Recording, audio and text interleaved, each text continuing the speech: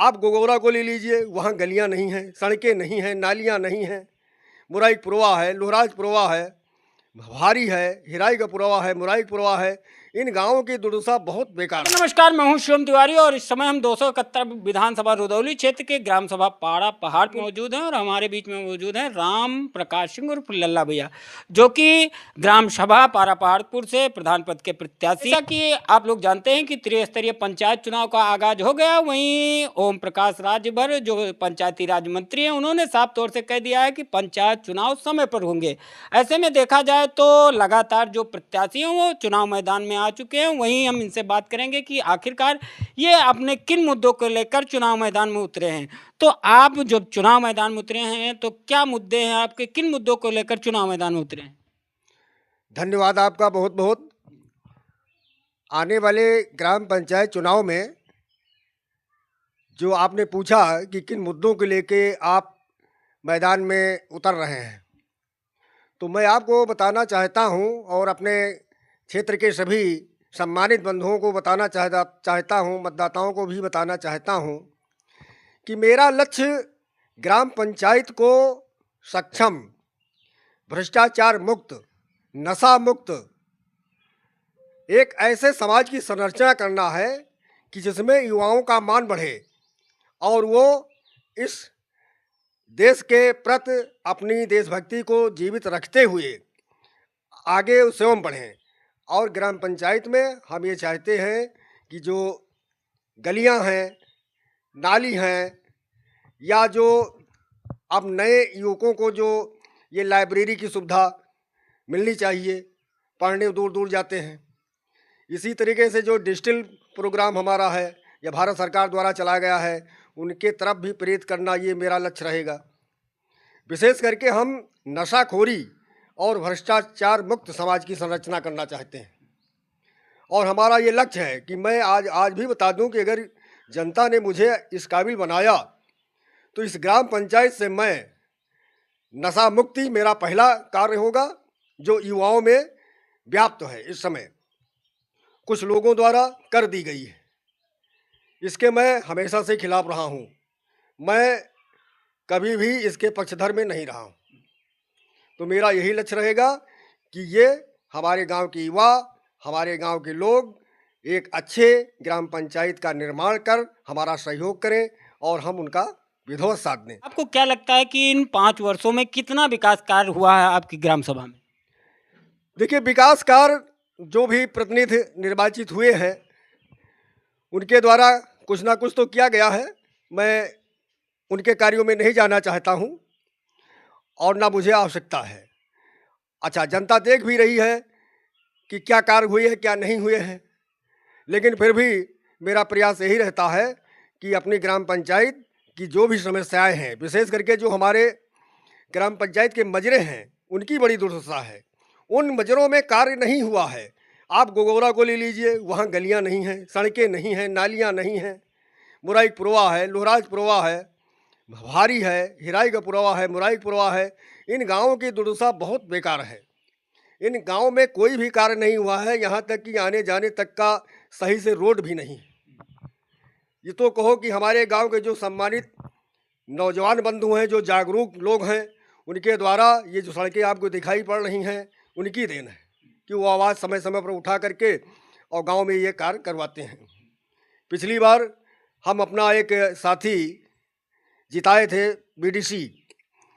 मैंने हाल में प्रमुख द्वारा वो सड़कें मिलाई, बनवाई भी। एक गलियां हमारे गांव की बहुत ख़राब थी और कोई भी पूर्व प्रतिनिधि उसको नहीं बनवा सका था। मैंने सामाजिक समरसता से लोगों को समझा बुझा करके उस सड़क का मैंने निर्माण कराया। ये आपके ग्राम पारा पहाड़पुर में रामलीला मैदान से पंडित महीधर मिश्रा के दरवाजे तक गई है। बल्कि उस समय मौजूदा एसडीएम साहब विकासधर दुबे भी आए थे, देखे थे, बड़े खुश हो गए उसको देख करके। तो मेरा यही लक्ष्य है कि हमारे समग्र ग्राम पंचायत का विकास हो। जो भी प्रतिनिधि हो या हम मैदान में उतर रहे हैं, अगर जनता ने मुझको चाहा तो उसको करने के लिए मैं पूरी तरह से प्रतिबद्ध हूँ। इन 5 वर्षों में सरकार की योजनाएं पहुंची या नहीं पहुंच पाई? देखिए, सरकार की योजनाएं जैसे अब पूरा ऑनलाइन सिस्टम हो गया है। सरकार ने नियम बना दिया है कि अगर आपको आवास की आवश्यकता है तो आप ऑनलाइन कराइए। ब्लॉक का अधिकारी सेक्रेटरी आएगा जांच करने, अगर आप पात्र हैं तो आपको मिलेगा। लेकिन कुछ बिचौलिए टाइप आदमी होते हैं, वो द्वेष बस सेक्रेटरी से मिल करके उसकी आवास को कटवा देते हैं, तो इससे बड़ी दिक्कतें आती हैं। इसी तरीके से जैसे पंचायत घर है, पंचायत घर में गवर्नमेंट ने पंचायत सहायकों की नियुक्ति की है। किस लिए की है? कि गांव की जनता को भटकना न पड़े। खितौनी के लिए, आपके पेंशन के लिए, विकलांग विधवा वृद्धा या किसी भी कार्य के लिए उसको ब्लॉक या तहसील का चक्कर न लगाना पड़े। लेकिन गवर्नमेंट की वो सपना जो था कि गांव में ही लोगों को लाभ मिले, वो नहीं मिल पा रहा है। ये कहीं न कहीं प्रशासन की, शासन की उदासीनता ही दर्शित करती है। हमारे गांव में भी है पंचायत सहायकों की नियुक्ति, लेकिन जनता तब भी परेशान। एक परिवार रजिस्टर के नकल के लिए 50 चक्कर तहसील का लगाती है। सेक्रेटरी कहते हैं आएंगे, बैठेंगे, बैठते भी हैं तो मिलते भी नहीं।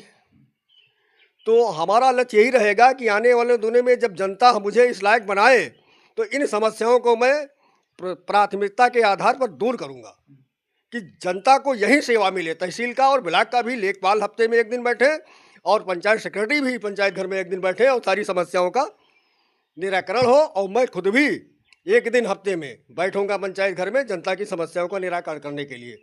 मेरी जो नई प्लानिंग है, मेरा जो नया जो है दृष्टिकोण है ग्राम पंचायत के लिए, वो अलग कुछ नया करने का है।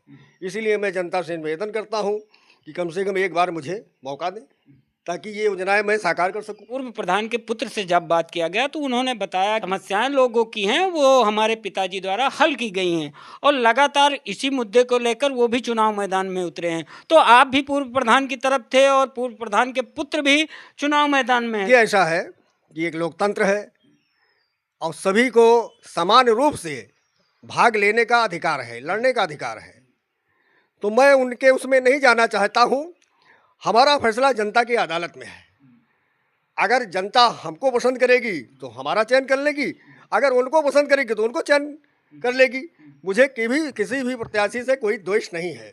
मैं लोकतंत्र का मानने वाला हूँ और लोकतंत्र की प्रक्रियाओं में विश्वास करता हूँ। इस नाते हमारा उनकी कोई वो नहीं है। जनता के हाथ है, जनता फैसला करेगी, जैसा होगा वैसा देखा जाएगा। जनता आपको चुनती है तो सबसे पहले आप क्या करना चाहेंगे अपनी ग्राम सभा में? मेरा जहाँ तक ये दृष्टिकोण है कि सबसे प्रथम अगर जनता मुझे उस लायक बनाती है तो एक बैठक करके अपने गांव के जो नौजवान हैं, जो बुजुर्ग हैं, सम्मानित व्यक्ति हैं और गरीब जनता है, चाहे वो जिस वर्ग की हो, इकट्ठा करके अपना विजन बताएंगे कि हमें क्या करना है और आप किस प्रक्रिया के अनुसार आप कार्य करवाना चाहते हैं। प्राथमिकता मेरी रहेगी कि जिसको मूलभूत आवश्यकताओं की जरूरत है पहले, उसको लाभ पहले मिले। तो इस तरीके से मेरा जो ये दृष्टिकोण है कि हम सभी को समान रूप से बराबर जो जिस लायक है उसकी मदद करें, उसका सहयोग करें। लोग कहते हैं कि नेता जो होते हैं वो पहले चुनाव के टाइम पे बड़े बड़े वादे करते हैं, लेकिन वही चुनाव जीतने के बाद वो नजर नहीं आते हैं। तो क्या आप भी ऐसा तो नहीं कर रहे हैं कि पहले बड़े बड़े वादे कर रहे हैं उसके बाद आप भी नजर ना आए तो जनता क्या करेगी आप पर विश्वास जता कर? नहीं सर, ऐसा नहीं है। हमारा जुड़ाव ग्राम पंचायत से सन 95 से है। मैं ग्राम पंचायत पारा पहाड़पुर की जनता से सन 95 से जुड़ा हुआ हूँ, जमीनी स्तर से। चूँकि जो पूर्व प्रधान थे मैं उनके साथ रहा 25 सालों तक। मैं एक एक गरीबों को जो हो सका उनके नेतृत्व में हम भी साथ थे, लाभ दिलवाया। और हर एक एक बच्चा मुझे जानता है पूरे ग्राम सभा का, ग्राम पंचायत का। तो ऐसा नहीं है, सभी को ये लाभ मिलेगा, कोई दिक्कत नहीं होगी। हमारे चैनल के माध्यम से अपनी ग्राम सभा की जनता को और जो आपके मतदाता हैं उनको क्या संदेश पहुंचाना चाहेंगे? मैं अपने ग्राम पंचायत पारा पहाड़पुर में सम्मिलित सभी गांव के मतदाताओं, भाइयों, बहनों, बुजुर्गों से निवेदन करता हूं, प्रार्थना करता हूं कि एक बार मुझे आने वाले चुनाव में ग्राम प्रधान पद हेतु अपना अमूल्य वोट दे करके, सहयोग दे करके मुझे विजयी बनावें और मेरे द्वारा जो भी हो सकेगा अच्छे से अच्छा मैं आपके आशाओं के अनुरूप कार्य करूँगा। और अंत में यही मैं कहना चाहता हूँ कि जनता किसी प्रकार से हमारा कार्यकाल उन्होंने देखा है। हम जनता से 30 सालों से जुड़े हैं इस ग्राम पंचायत से, और बताने की कोई आवश्यकता नहीं है, सारी जनता मुझे जानती है। तो मैं उनकी आशाओं के अनुरूप मैं कार्य जरूर करूँगा। तो बात करने के लिए बहुत बहुत धन्यवाद। हमारे बीच में मौजूद थे राम प्रकाश जी, जो कि ग्राम सभा पारा पहाड़पुर के प्रधान पद प्रत्याशी हैं। तो ग्राम सभा पारा पहाड़पुर की जनता इस पर क्या कहना चाहती है, अपनी राय कमेंट बॉक्स में जरूर रखें।